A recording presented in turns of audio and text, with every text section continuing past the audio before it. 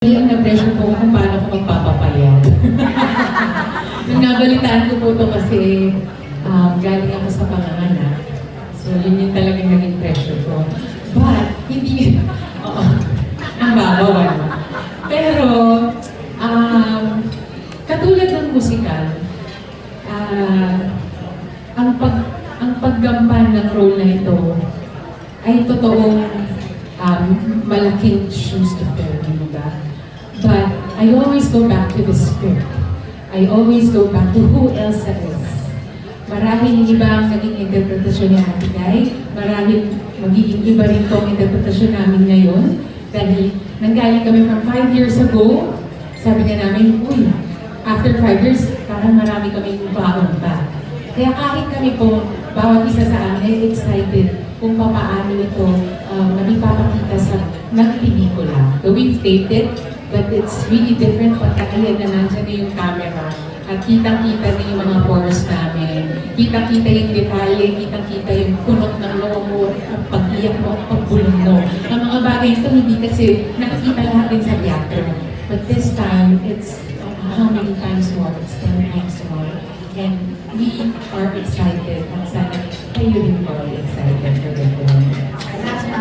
Office po. Yes! Ang suportahan po ng maraming Pilipino ang mapanood ng Gen Z, ng mga pamilya. Dahil hindi lamang ito for entertainment. Marami po tayong kapupulutan ng aral. Maraming aral na ipapaalala sa atin ang pelikulang ito. At syempre, mamamangha tayo sa husay at galing ng talentong Pilipino. Themes po nila are timeless, and unfortunately, a lot of the issues that were present in the original film are still issues that we have in our society today. Issues of faith and blind faith. Issues of truth and non-truth.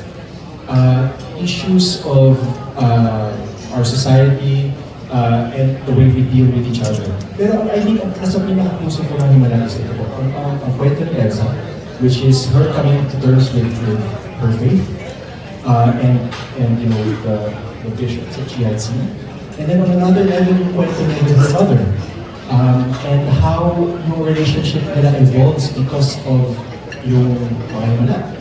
Yung relationship ni Elsa with her friends, Chayo and Himela, that they grew up together and drifted apart, and how they are trying to come back together. And then, ang kwento ni Elsa in relation to the entire community. So, napakadami ng layers na yun. I think you watch it as a child, as a parent, as a neighbor, as a friend. Ang dami mo pong makakapitan na antik talaga sa puso mo. And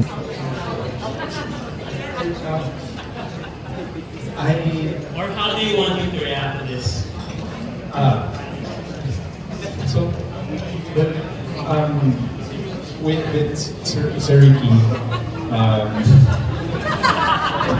no, but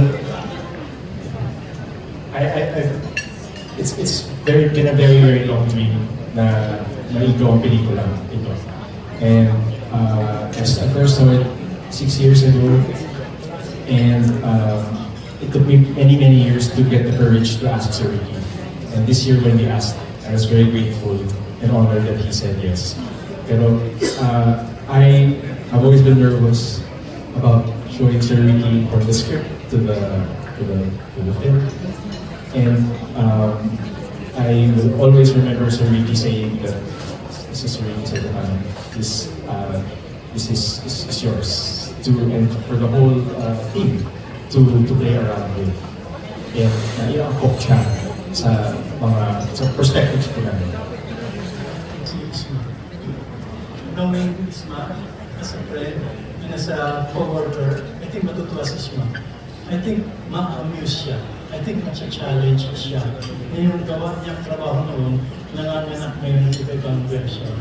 And I can imagine him looking at all these versions already and saying, sige na, tingnan natin. Na, condescendingly. Kasi may si Isma sa discourse. Sige nga, tingnan natin, anak. Tingnan natin. Natutuwa siya. So, masaya kami na ginagawa namin ito. And then, nung ginawa namin Isma yung Himala, in 1982, ang guideline namin lahat, coming from him, minimalistic siya. Kaya halos wala mga salita. When nag-present si Pepe ng kanyang vision for this version, expressionistic siya.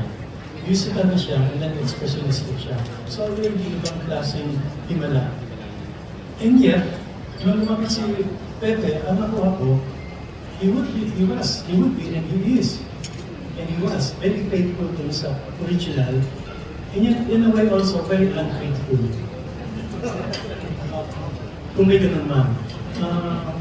Nakita ko kasi yung essence andun pa rin And to the letter na yung essence. At nagpapasok siya this step, at this step. But on the other hand, as he said, I told him all the story. Kasi I don't think matutuwa si Bernie kung nagawa ka ng himala na kinopya lang, naging clone lang, ng original na himala. That's what he will consent. Pero pag nakita niya na yung original na himala, ay isang klaseng himala, may kapag mamalaki din niya at planning, hindi matutuwa siya, baka gumamon pa.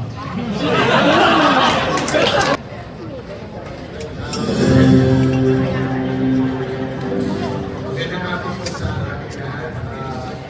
Congratulations and good luck sa cast and crew and staff po ng pelikula ng Himala. Makausap kami kanina ni Miss Madonna at sinabi nila na nagulat sila nung na-include ang pelikula ng Himala sa script pa lang.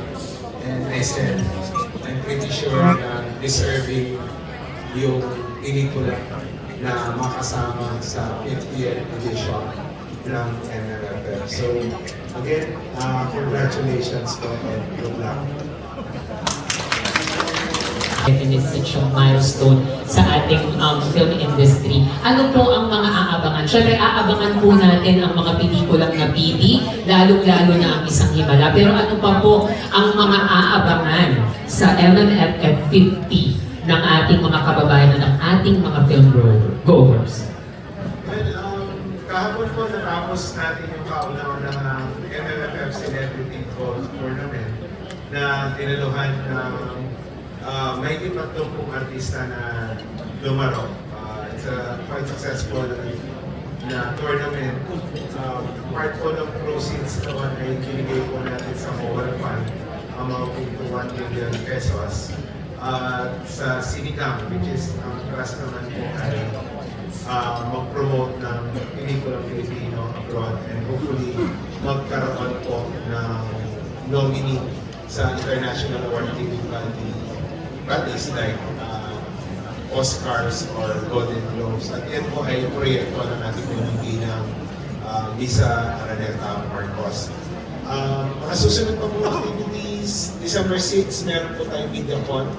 Lahat po ng pelikulang Kalahok ay pupunta doon at i-present po natin sama-sama sa media. Meron po tayong concierto sa Palasyo.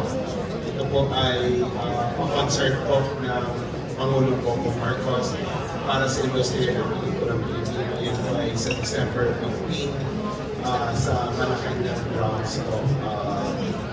Then meron po tayong Parade of the Stars December 21 na gaganapin po sa City of Manila.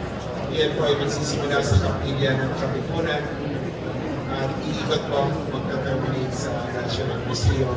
At yung awards next po, December 21 at December 27 sa Soler South sa Palengke.